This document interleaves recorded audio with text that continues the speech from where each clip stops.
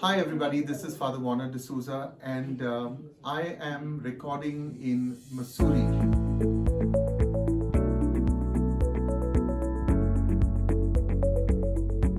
I don't really have the microphone that we normally have, so you're going to have a little bit of a problem with the sound, but I think it's going to be worth it.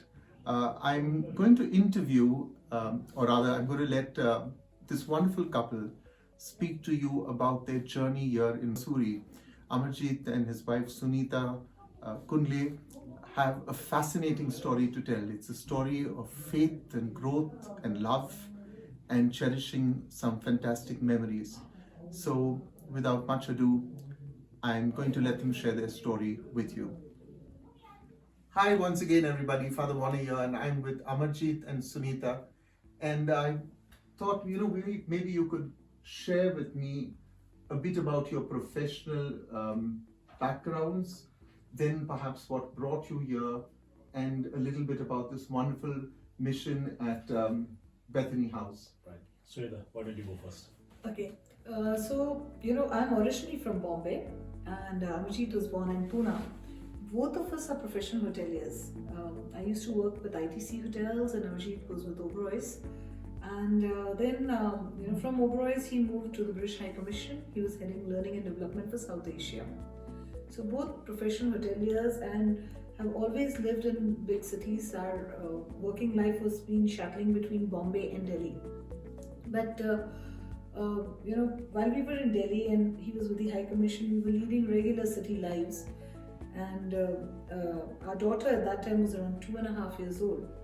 So we had put her in a creche because he used to travel 25 days a month and I used to also be working. So we had put her in a creche, and normally I would make sure that I'm there to pick her up before the creche shuts.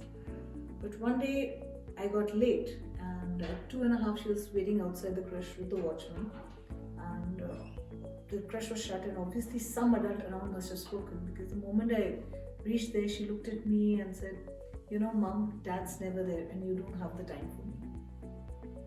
It was like our entire guilt being thrown straight on my face. And that was the turning point.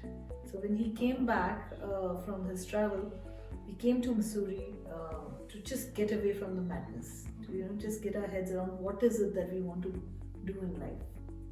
So you want to continue? Yeah, I think so. We came here and we had gone to Sisters Bazaar to pick up some jams and jellies, and walking back, we just happened to look down and see at this place which was in a completely run-down state. The road that you take to come down this road didn't exist. It was just a small goated path, and you had to be very careful trying to negotiate the steep climb gradient. And we asked around, and we got to know that this was a mission property, and at that time they were planning to sell it. But somehow, the Lord kind of burdened us to say that, we need to do something whereby we cannot allow mission properties to be sold. It's very easy to sell. It's very difficult to build. It's very difficult to, put together something. And this had a very rich missionary history. This was built by a lady called Francine Wahlberg in 1905, and had a very rich missionary history. So we kind of were burdened, and we got in touch with the right people, and then things kind of moved at a very fast pace, and we were able to take this on a long-term lease. We convinced them not to sell it, but to give it to keep the ownership with them, but lease it to us on a long-term basis. And they looked at us and said that, well, we don't have the money to put in to renovate the place. You will need to put in the money yourself. And we said, yeah, we'll do it. And they said, and you'll pay us a rent. And we said, yes, we'll do that. So that's how, but we, they saw merit in it, that, it was a complete win-win of not losing ownership, and yet the property being maintained and becoming better and better, and at the same time it being available for the community to be used, and also as a source of employment for the community. So Amarjeet, could you tell me a little bit more about this mission center before it was converted into this lovely homestay for people? Right. So, the history of this place is Bethany was built in 1905 by a Dutch-American doctor called Francine Wahlberg. 27-year-old girl, the Lord burdened her with coming to India to work with leprosy patients, and she followed the Lord's will, and she came here and started working with leprosy patients. And soon after she came here, she built this property, named it Bethany, because as you know, the biblical meaning is a place of rest and healing. And after curing the leprosy patients, in those days they were still not accepted back by their own families, by societies. So she would kind of house them here for some time, take care of them. Maybe, we don't know the recorded history part of it, but give them a vocation or something like that and then see them off. So that's what happened.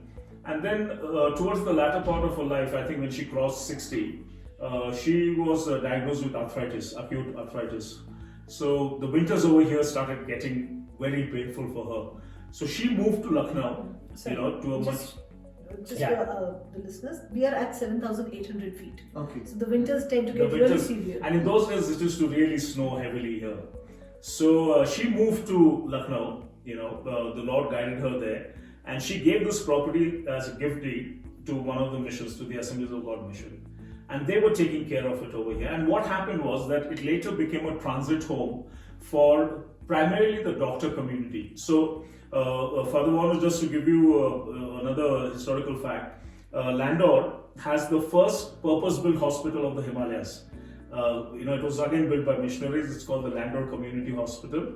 And a lot of the doctors who would come here on their, their gap years, so from Americas, from England, from Australia, from South Africa, New Zealand, we would get a lot of doctors who would come here to minister in the rural area of India for a gap of 1.5-2 years. So this house used to be used as their transit home. And so the ministries continued, but in a different format. And this happened. It's always been a house of service and prayer. Yeah. And this house. So this house has also hosted a lot of authors, Christian authors, who've been here, and written books. So that's how this house grew. But what happened was after Uttar Pradesh was bifurcated into Uttarakhand and Uttar Pradesh, in 2000 by the Vajpayee government, the kind of interest waned a little in the upkeep of this place because it was difficult to manage the logistics. And then they decided to kind of sell it off. But then that's when, the Lord brought us here, and, we kind of stepped up to the challenge to say that, even if we save one property and use it for the kingdom glory, we would have achieved our purpose in life.